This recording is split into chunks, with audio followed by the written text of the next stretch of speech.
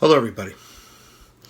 I don't know if anybody on YouTube is doing a video on this. I haven't taken a look yet, but I figured I might. As a fan of movies, cinema, as well as owning physical product of these movies. And it's the news about Twilight Time.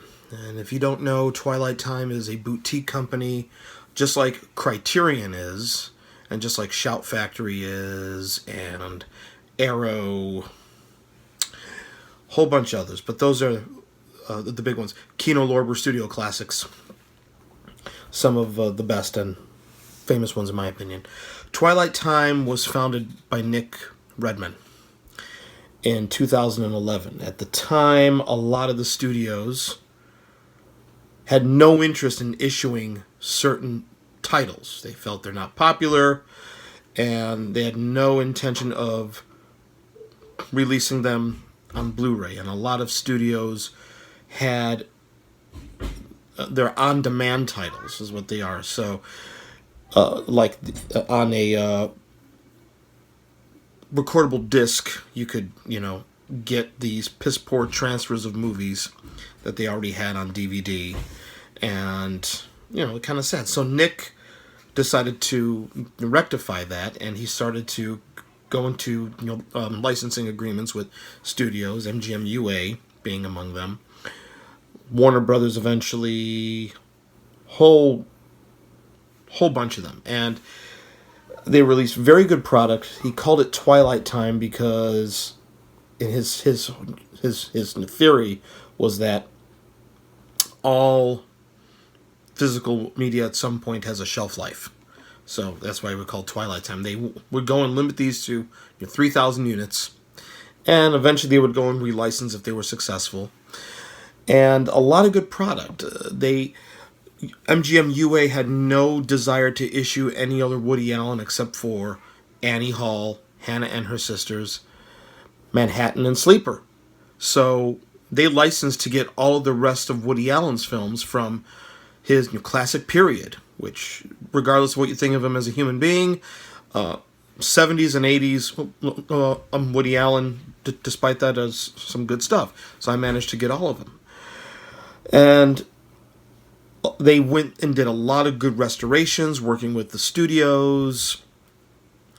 And the sad thing was last year, in January, Nick Redman passed away. I might also add that Julie Kirgo did great essays on every movie that was in their catalog with these beautiful booklets. But the sad news again is Nick Redman passed away. And that was sad. He created something really special with Twilight Time. You were always getting excited whenever you found out that they were going to be issuing a title. And we kind of were skeptical. What's going to happen now that he passed away? But a lot of us were not upset if they had to fold, because he was really keeping it going. He really had it down pat. Nobody expected them to go as long as they did. They only expected to go a few years, in 2011 to 2018, releasing titles.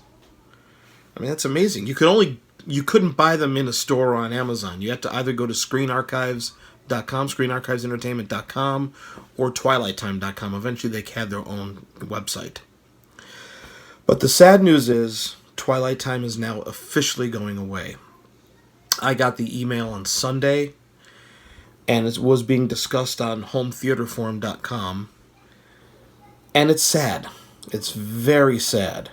It really doesn't have to do with sales, I don't think, because we kind of knew that without Nick, it probably wouldn't survive. And it's sad, because they were valuable to the film community and valuable to people who love movies on physical disc. Valuable because it's shocking how some of the studios didn't want to issue these movies. And I'm going to show you a few of mine right now that I have, because I have a bunch from Twilight Time. Because as soon as they would make an announcement, I would pre-order because of the limited amount of quantities that they would have of each title. But it's shocking to me that some of these the studios had no interest in releasing. And I'm glad he did. I'm glad he really did. And even though some studios didn't want to release them, they still sometimes would give him a hard time about licensing them out, which makes no sense to me. We don't have any intention of releasing that, but we're not going to license it out to you as well. Like, he had some issues with a particular Oliver Stone title, Heaven and Earth, which I will show you at Warner Brothers. So here's a couple of Twilight Time titles that I have. Bob Fosse's Lenny with Dustin Hoffman. Great performance. Bob Fosse showed that he can handle a non-musical movie. Dr. Dolittle with Rex Harrison. They actually did a full-on 65mm restoration of the negative. And this is beautiful. Definitely beautiful.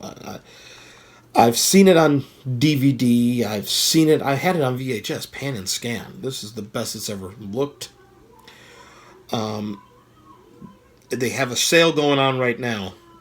Basically, going out of business sale. So snatch this up if you can. Snatch all these up if you can. George Roy Hill's Hawaii, although it's not the Roadshow edition because they really couldn't do a restoration of the Roadshow edition. It's good to have Hawaii with Julie Andrews and Max von Sydow out, based on the James A. Michener novel. Speaking of that, Otto Preminger's Exodus. I have some problems with the movie, but one of the most iconic scores ever, and it's still a fairly decent movie, Exodus. One of the first films shot in a Super Panavision 70. And a few Oliver Stone films. They released Salvador, Talk Radio, U-Turn, and Heaven and Earth, and I have them all. And so they issued U-Turn, Oliver Stone's U-Turn, and of course Heaven and Earth, which Warner Brothers really did not want to license this out, even though they had no intention of putting it on Blu-ray. And of course Talk Radio, which had a subpar DVD that there was for a long time. That was finally, this replaced it. Happy about that. Some Sam Peckinpah films. The Killer Elite with James Caan. This has been issued by Arrow in the UK, but not in America yet. So Bring Me the Head of Alfredo Garcia with War Notes.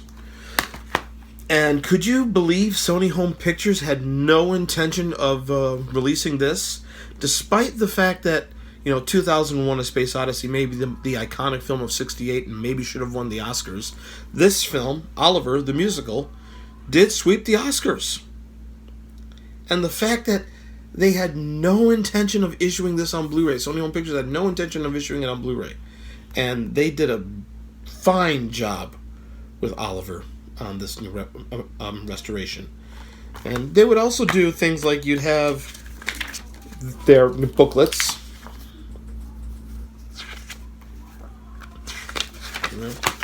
with the historical notes by Julie Kirgo, but also you'd get like a miniature reproduction of the actual movie poster on the back. And there's plenty more Twilight Time titles that I have. So this is fairly sad for us. And I have to say, Twilight Time, all your titles that I have and everything that you've done, you were a friend. And rest in peace, Nick Redman. You did a lot.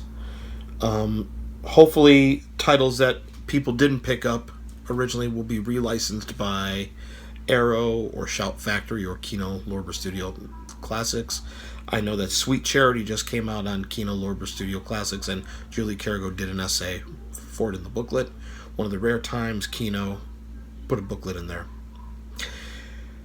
So, rest in peace, Twilight Time. And I'll talk to you soon.